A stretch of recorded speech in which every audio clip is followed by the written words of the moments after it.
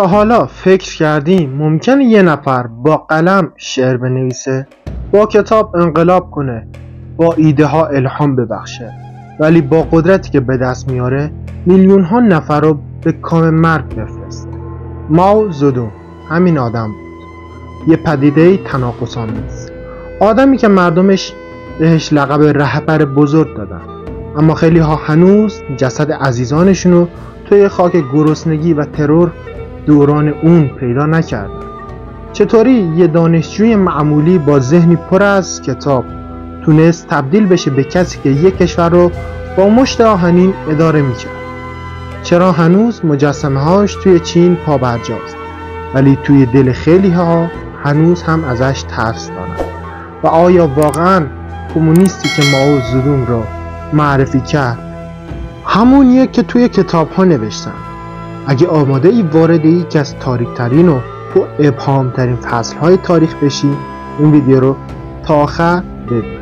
ماو زدونگ توی خانواده کشاورز به دنیا آمد. پدرش سختگیر، مادرش مهربون، ولی چیزی که ماو رو از بقیه بچه های روستا جدا میکرد آتش وحشتناک برای دونستن بود. ساعتها توی کتاب فروشی های کوچیک میچرخید. مارکس، لنین، سون یاتسن و حتی نیچه.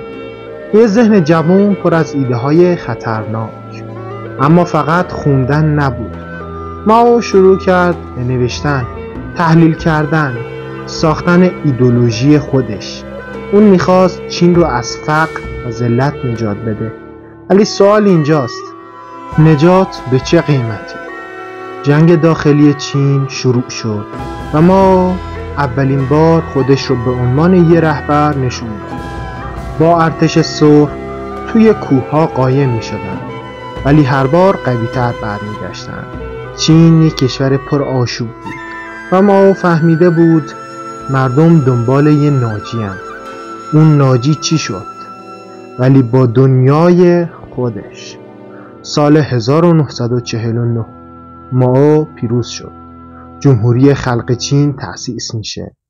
فکر میکنی این پایان قصه است؟ نه، این تازه شروع جهنمه. اگه تا اینجا همراه من بودی یه لایک بزن که بدونم این سبک رو دوست داری و ویدیوهای بعدی رو هم برات با همین حال هوا بسازم. ماو یه ایده داشت. چین باید به سرعت صنعتی بشه. اسم این پروژه رو گذاشتن جهش بزرگ به جلو. ولی این جهش مردم چین رو به دره مرگ پرت کرد. مردم باید توی حیات خونه هاشون کارخونه ذوب آهن را مینداختن. کشاورزی سنتی نابود شد. تولید غذا افت کرد. آمار ساختگی بود، اما کسی جرأت گفتن نداشت. نتیجه چه شد؟ بزرگترین قحطی تاریخ بشر. حدود 45 میلیون نفر مردن از گرسنگی و ماو هنوز فکر میکرد راهش درسته.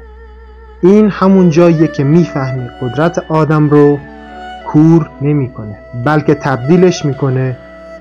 ماو حس کرد قدرتش داره کم میشه. تصمیم گرفت مردم رو دوباره به خودش وابسته کنه. شروع کرد به آموزش نسل جدیدی از انقلابی ها به اسم گاردهای سرخ.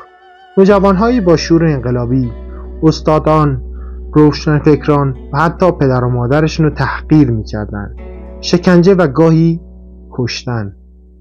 انقلاب فرهنگی یعنی چی؟ یعنی پاکسازی مغزها، حذف تاریخ، هنر، ادبیات و هر چیزی که ماو نمیپسند.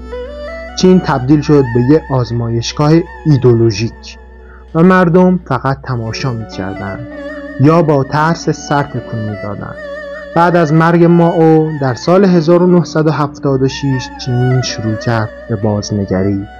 خیلی از سیاست‌های ماو کنار گذاشته شد، اما هنوز عکسش توی اسکناس‌ها هست. مجسمه‌اش سرپا ایستاده و توی ذهن میلیون‌ها چینی یه نماده.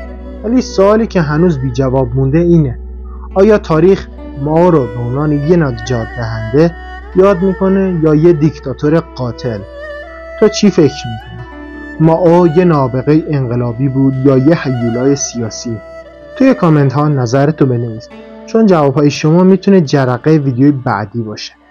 داستان مائو تموم شد، اما تاثیرش هنوز ادامه داره.